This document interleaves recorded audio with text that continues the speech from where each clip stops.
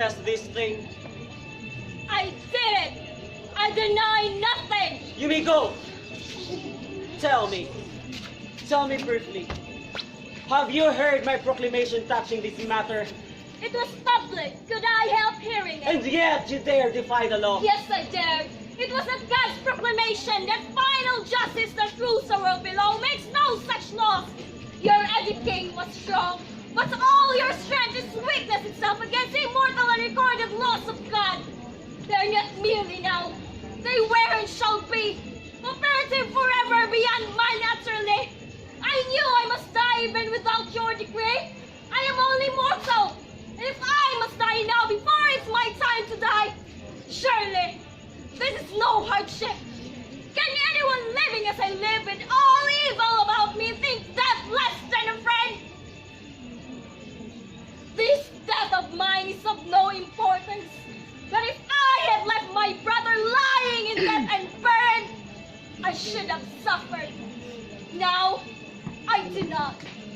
You're smiling, King. Think me a fool if you like, but it may well be that a fool convicts me of folly. Like father, like daughter. Bold and strong, deep to reason. She has much to learn. The inflexible heart breaks first. The toughest iron crack first. The wildest horses bend their necks to the pull of the smallest curve. Right? In a slave? This girl is skinny of a double insolence, bragging to give a loss and boasting of it. Sister's child are more than sister's child, yet closer in blood. She and her sister will be death for this. Go! Some of you! I arrest Ismene. I accuse her equally. Bring her. You will find her sniffing in the house there. Her mom's a traitor. 3 years. What more do you want than my death? Nothing. That gives me everything. Then I beg you, kill me. This talking is a great weariness. Your words are so distasteful to me, and I'm sure that mine seems so to you. And yet they should not seem so. I should have praise and honor for what I've done. All these men here would praise me, were the lips not frozen shut with fear of you. Ah, great fortune of kings, license to say and do whatever they please. You are alone here in that opinion. No, they are with me, but it keeps their tongues in leash. Maybe. But you are guilty and they are not. There's no guilt in reverence for the dead. But Ichiclus, was he not your brother too? He's my brother too. And you insult his memory. The dead man wouldn't say that I insulted. He would. For you honor a traitor as much as him. Her own brother, traitor are not equal in blood. He made war in his country. Ichiclus defended it. Nevertheless, their honor due all the dead. But not the same as for the wicked as for the just. Oh, Korean. Which of us can say what the gods hold wicked? An enemy is an enemy, dead or alive. No, I don't think so. I have enough love to share, not hate for anyone. Go, join them. And if you must have your love, find it in hell.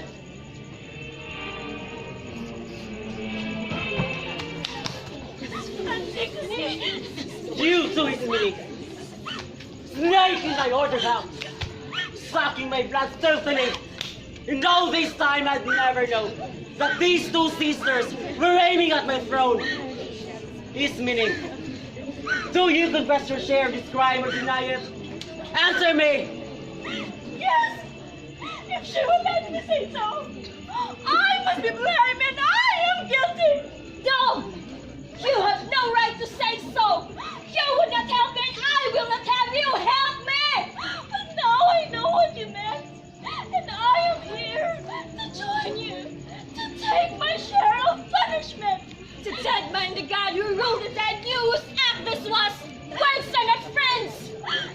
Refuse me, Antigone. I want to die with you. I still have a duty that I must discharge the dead. You have no right to claim the honor of doing things that you are afraid to do. My death is enough. Why should you be dead? What do I care for life when you are dead? Ascrian, your uncle. You're always hanging on his opinions. You're nothing.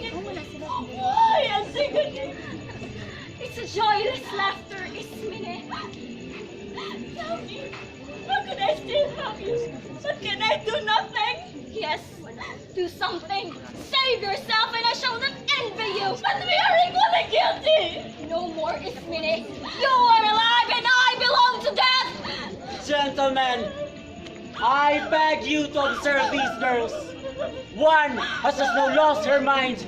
The other team has never had a mind at all. There is necessary minds away, but You certainly did. We knew some guilt with the guilty. But how? How can I go on living without her? You are. She is already dead. No! No! You cannot steal her! Kill your own son's bride! There are places enough for him to push his plow. I want no wicked woman for my sons. Oh, Haman! How could your father wrong you? I've had enough of this childish talk of marriage. Do you really intend to steal this girl from your son? No, death will do that for me. Then she must die. You dazzle me, but enough of this talk.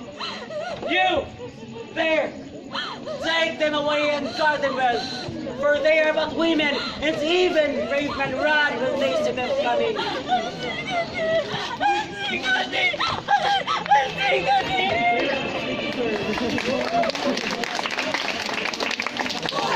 Is the man who has never tasted God's vengeance. Where once the anger of heaven has struck, that house is shaken forever. Damnation rises behind each child, like a wave cresting out of the black northeast. When the long darkness under sea roars out and bursts, drowning death upon the wind-whipped sun. We have seen this gathering sorrow from time long past loom upon Oedipus's children, generation from generation. Takes the compulsive rage of the enemy god. So lately, this last flower of Oedipus's line drank the sunlight, but now a passionate word, and a handful of dust have closed up all its beauty. What mortal arrogance transcends the wrath of Zeus? Sleep cannot lull him, nor the effortless long months of the timeless gods. But he is young forever, and his house is a shining day of high Olympus. All that is and shall be, and all that passes is. No pride on earth is free of the curse of heaven. The straying dreams of men may bring them ghosts of joy, but as they drowse, the waking embers burn them. For they walk with fixed eyes, as blind man walk, but the ancient wisdom speaks for our own time. Fate works most for who, with fullest perish show. Man's little pleasure is the spring of sorrow.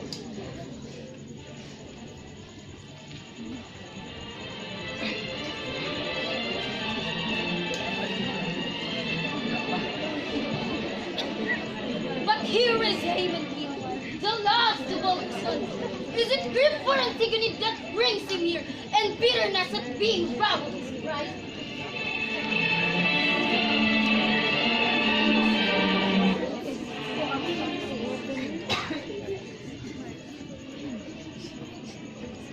We shall soon see and know need of diviners. Son, you have heard my final judgment on that girl. Have you come here hating me? Or have you come here with difference or with love, whatever I do? I am your son, father, and you are my guide. You make things clear for me, and I obey you. Your marriage means more to me than your continuing wisdom. Good. That is the way to behave. Subordinate everything else, my son, to your father's will. This is what a man's praised for. That he make his sons attentive and dutiful in his house. So you are right not to lose your head over this woman. Let her find your husband in hell. Of all the people in this city, only she has had contempt for my law and broken it. Do you want me to show myself weak before the people? Or to break my sworn word? No, and I will not. The woman dies. If I permit my own family to rebel, how shall I earn world's obedience? I will have dealings with an enemy of the people. Whoever is chosen to govern should be obeyed. Must be obeyed in all things, great and small, just and unjust. Oh Haman, the only man who knows how to obey, and that man only knows how to give orders when the time comes. We keep the laws then and the lawmakers, and no woman shall seduce us. If we must lose, let's lose to a man at least. Is the woman stronger than we? And the sign was rusted, my wits. What you say, king, is said with point and dignity. Father, reason is God's growing gift to a man, and you are right to warn me against this man. I cannot say, I hope that you shall never want to say, that you have a reason buddy. Yet there are other men who can listen to, and their opinion might be helpful. But I, at any rate, can listen. I have heard them muttering and whispering in the dark about this girl. They say no woman has ever, so dishonorably, died so shame and dead for a generous act. She covered her brother's body. Is this indecent, father? She kept him from dogs and vultures. Is this a crime? That she should have all the honors that we can't keep her. You must believe me, father. Nothing is closer than to me than your happiness. I beg you, do not be unchangeable. Do not believe that you alone cannot be right. It is not reason never to yield the reason. In flood time, you can see some hot trees are bent. And because they are bent, even our twigs are safe, while stubborn trees are torn up. Not at all. At the same thing happen in sailing. Make your sheet fast, never slacken, and over you go. Head over hills and under, and there's your voyage. Forget your angry father, and let yourself be moved. I know I am young, but please let me say this. The ideal condition will be, I agree that men should be right by instinct, but since we are all too likely to go astray, the reasonable things to learn from those who can teach. You will do well to listen to him, king, if what he says is sensible. And you, Haman, must listen to your father. Both speak well. You consider it right for a man of my years' experience to go to school to a boy? It is not right. If I am wrong, and if I am young and right, what does the age matter? You think it right to stand up with an anarchist? Not at all. I pay no respect to criminals. Then she is not a criminal. The Senate proposes to teach me how The to... city proposes to teach me how to rule. Who is this talking like a boy now? My voice is the one voice giving orders in the city. It is no city that takes order from one The voice. state is the Yes, if the state is a desert. This boy, it seems, has sold out to woman. If you're Roman, my concern is only for you. So you're concerned in a public brawl with your father. And how about you? In a public brawl with justice? With justice, we know that I do this within my You have no right to trample on God's right. food, adolescent food, taken in by a woman. You'll never see me taken in anything fine. Every word you say is for her. And for you, and for me, and for the gods under the earth. You will never marry her while she lives. Then she must die. But her death would cause another. Another. Have you lost your senses? There's no threat in speaking to emptiness. I swear you'll regret this superior tone of yours. You are the empty one. If you're not my father, I have to say you're perverse. You girls are fool. Don't play words at me. I am sorry. You prefer silence. Now, by God, I swear, by all the gods in heaven above us, you'll watch it. I swear you shall. Bring her out. Bring the woman out. Let her die before his eyes. Here, in this instant, with her bridegroom beside her. No! Not here! She will not die here in here, and you will never see my face again. Go on braving as long as you have a friend to adore you! God! Brian! A young man in a range is dangerous! Let him do her dreams do more than a man can. He shall not save these girls from death. These girls? You have sentenced them both? No, you are right. I will not kill the one whose hands are clean. But Antigone, I will carry her far away out there in the wilderness, and there lock her with a living in the world stone. She shall have food as the custom is, to absolve the state of her death, and there let her pray to the gods of hell. They are her only gods. Perhaps they will show her an escape from death, or she may learn, though late, that piety shown is pity in vain.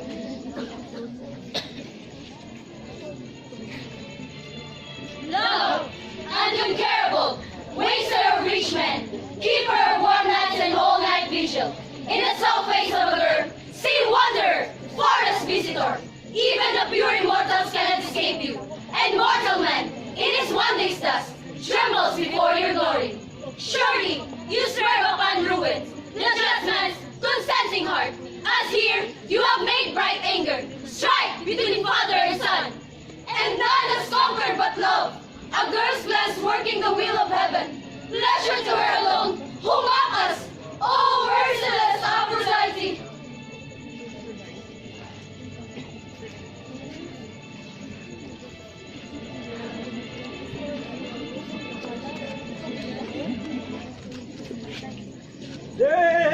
the way that the blind man comes. Straight, gangster, two heads led by the eyes of one. What new thing can you tell us, O Tiresias? I have much to tell you, three. Listen to the prophet. I admit my debt to you. But what have you to say? Listen, three. I was sitting in my chair of augury at a place where all the birds gathered about me.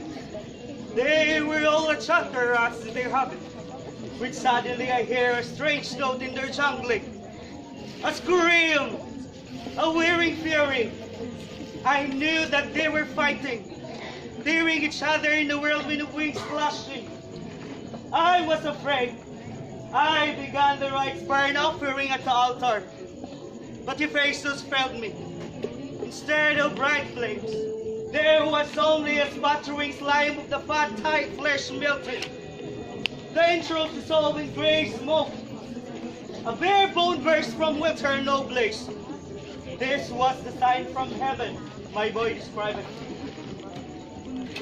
Seeing for me as they see for others, I tell you, prayer, you yourself has brought this new calamity upon us. Oh, my son, there are no trifles. Think, all men make mistakes, but a good man yields when he does his course is wrong and repairs the evil. This is your crime.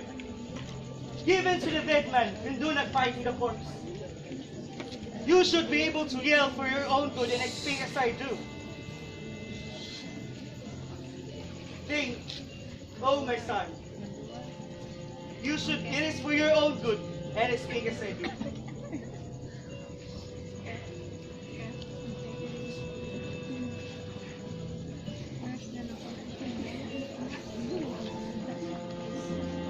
It seems the prophets have made me their special province.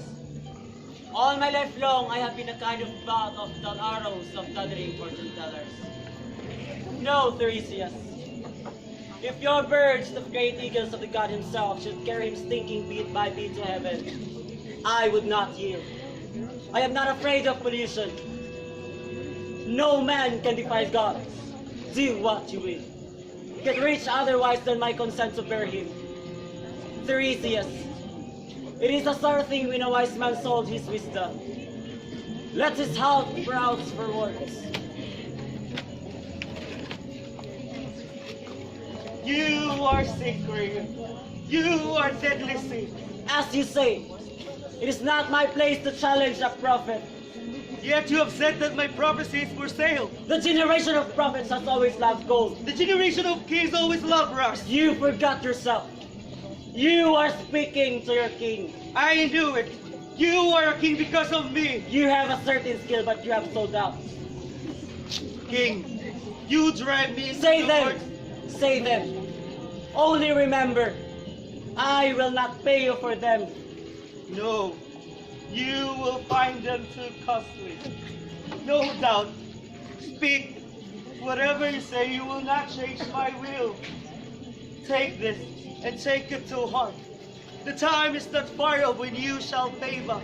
Corpse for corpse, flesh of your own flesh. You have thrust the child of this world into living night. You have cared from the God below the child as is there.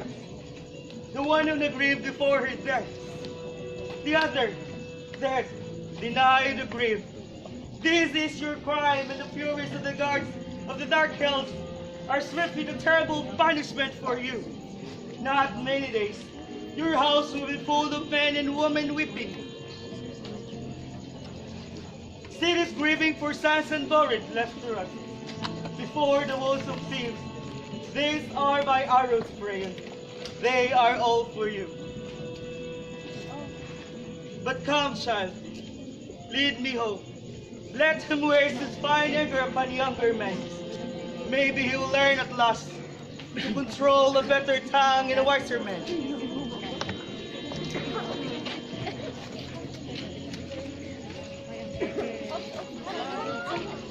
The old man is gone, but his words remain blameless. I am old too, but I cannot remember that he was ever old. That is true. It troubles me. Oh, it's hard to give in, but it is worth to risk everything for stubborn pride. Priam, take my advice. What shall I do? Go quickly, free Antigone from her home, and build a tomb for the body of Polinices. You would help me to do this. Priam, yes, and it must be done. God will swiftly to cancel the folly of stubborn men. It is hard to deny the heart, but I will do it. I will not fight with the destiny. You must go yourself. You cannot leave it to others. I will go. Bring the access servants. Come with me to the tombs I buried her. I will set her free. All my mind's misgives. The law of the gods are mighty. The man must serve them to the last day of his life.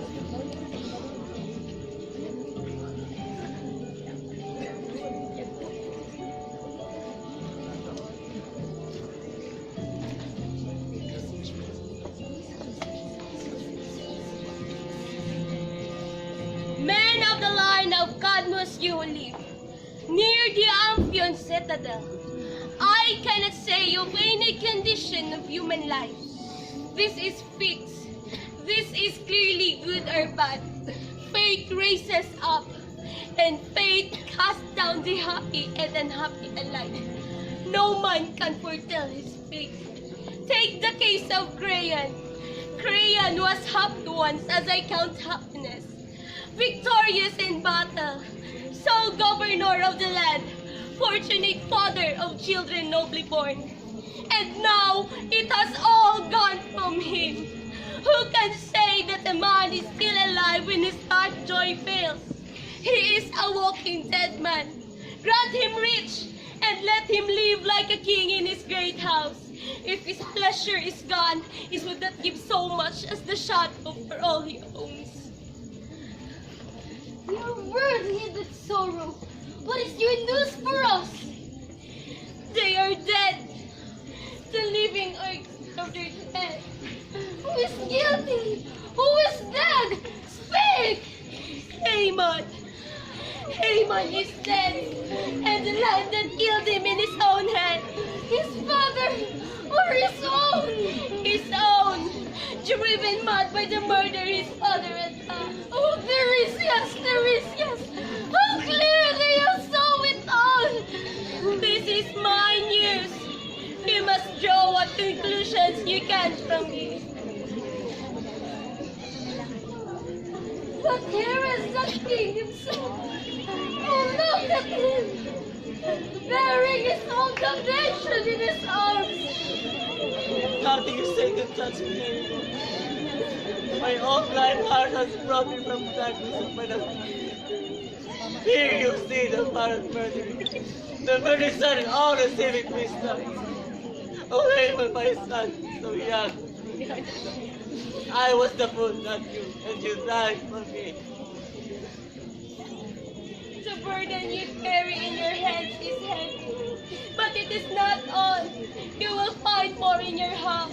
What burden then shall I find there? The queen is dead. Is there no pity for me?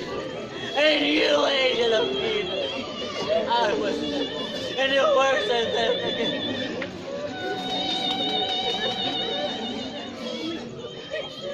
I have killed my son, my wife. I live for no fun, and my covered lies here in black.